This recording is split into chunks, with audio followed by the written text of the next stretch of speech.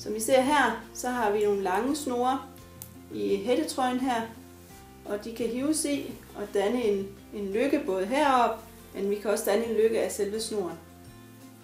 Det kan både være snore i sommertøj, der giver problemer, men det er også snore i vintertøj, overtøj. Det er specielt snore i hoved- og halsområdet, man skal være opmærksom på, da det er de farligste områder på grund af kvælingsfaren.